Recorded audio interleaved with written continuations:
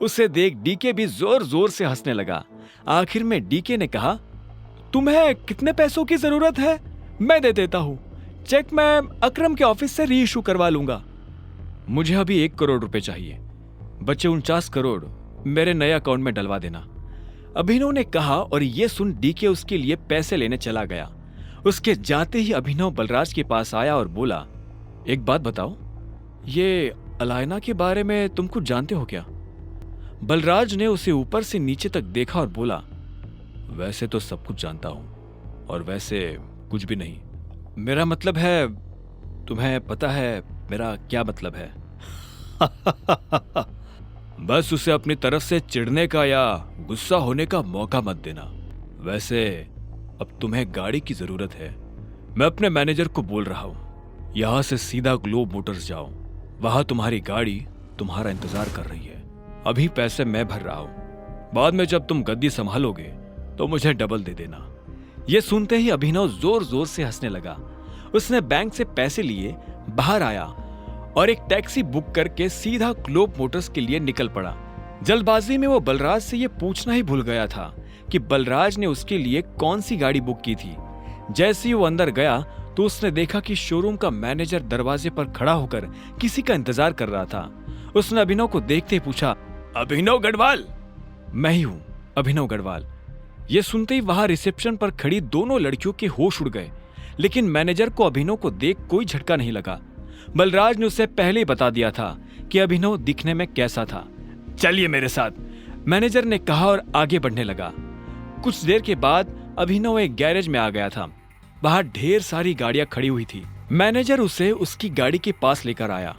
वो एक बहुत ही महंगी सी गाड़ी थी, लेकिन ऊपर से उसे देखने में ऐसा लग रहा था जैसे वो कबाड़ हो।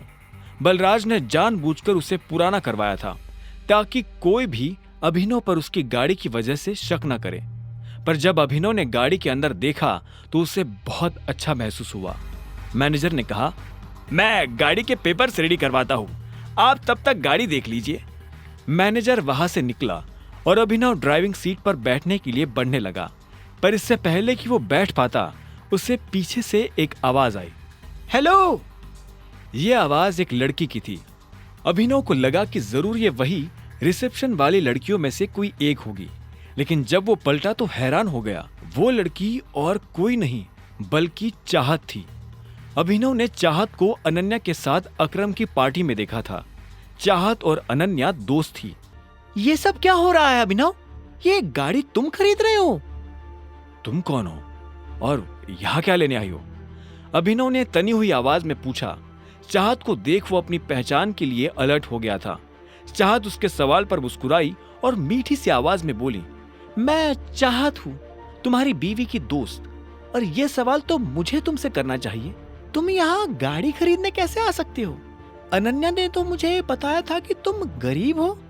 हाँ, मैं गरीब ही हूँ। ये गाड़ी तो मैं अपने बॉस के लिए लेने आया हूँ। चाहत ने उसे कुछ पल के लिए देखा और बोली, पक्का? झूठ तो नहीं बोल रहे हो? मैं तुमसे झूठ क्यों बोलूंगा? पता नहीं, एक काम करती हूँ, मैं अनन्या को भी यहाँ बुला लेती हूँ, दूसरे की सही, पर जब वो तुम्हें गाड़ी में देखेगी तो खुश हो जाएगी।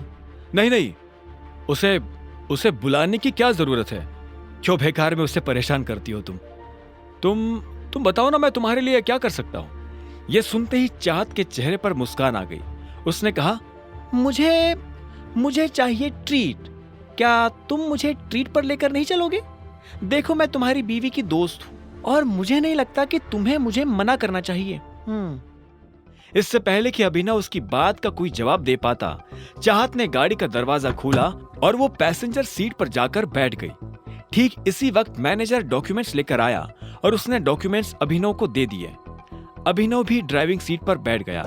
उसे पता था कि चाहत खुद एक रईस परिवार से आती थी, ऐसे में वो उसे अकरम के एक होटल में ले जाने वाला था। चाहत पूरे रास्ते रह रहकर अभिनव को देख रही थी। अभिनव को समझ नहीं आ रहा था कि वो उससे चाहती क्या है। जैसे ही अभिनव की गाड़ी अकरम के होटल के नीचे पार्क हुई तो अभिनव का फोन बज उठा। उसने देखा अकरम का फोन था। हेलो, क्या हुआ टाइगर, सब ठीक? मैंने देखा तुम्हारी गाड़ी मेरे ऑफिस के नीचे आई है। उधर से अकरम ने पूछा। हाँ वो मैं होटल में किसी के साथ लंच के लिए आया था। हाँ वो तो मैं देख ही रहा हूँ। जरा ऊपर आओ, मैं तुम्हें अपना वीआईपी कार्ड दे देता हूँ ताकि तुम दोनों को वीआईपी ट्रीटमेंट मिले। अकरम ने मुस्कुराते हुए कहा। अभिनव ने फोन रखा और पलटा तो पाया कि चाहत उसके पीछे खड़ी थी। चले? हाँ नहीं, तुम एक मिनट यही रुको, मुझे थोड़ा काम है, मैं वो निपटा कर आता हूं, अभिनव ने कहा। और इससे पहले कि चाहत कुछ कहती, अभिनव वहां से निकल गया। चाहत उसे जाते हुए देख रही थी। वो अच्छी तरह से जानती थी कि ये अकरम का ऑफिस है, लेकिन अभिनव वहां क्या करने जा रहा था और उसे किसने फोन कर ऊपर बुलाया था। चाहत को अभिनव पर शक हो रहा था। अब आगे क्या होने वाला था? आगे की कहानी जानने के लिए देखें अगला एपिसोड सिर्फ पॉकेट एफएम के यूट्यूब चैनल पर, और द रिटर्न ऑफ टाइगर के सारे एपिसोड्स को सुनने के लिए डिस्क्रिप्शन में दी लिंक से डाउनलोड करें पॉकेट एफएम ऐप।